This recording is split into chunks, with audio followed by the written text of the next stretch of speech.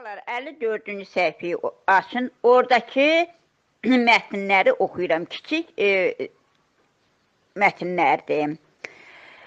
Mən nə oxuyub tərcümə eləyəcəm. Siz də gələn dəfə, növbəti dəfə həmin şeyləri mənə təkrarən cavab verməlisiniz.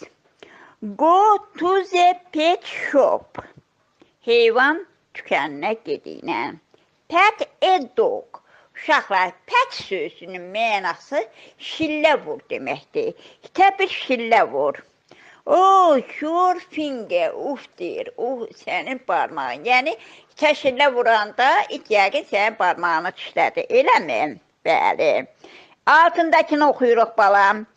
Go to the police station. Polis məntəqəsinə gedin. Talk to the policeman. Polislə söhbət elə. Sorry, no bag found. Təəssüf ki, sənin sumkan tapılmadı.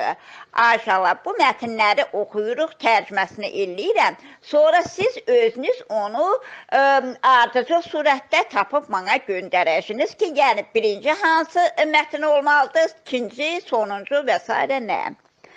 İndi yuxarıdan üçüncü oxuyuram. Nə balam?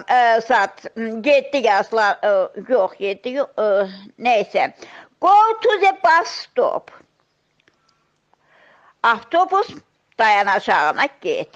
Get on the bus. Avtobusa miniylə. Your school bag is heavy. Uşaqlar, heavy sözünün mənası ağır demək.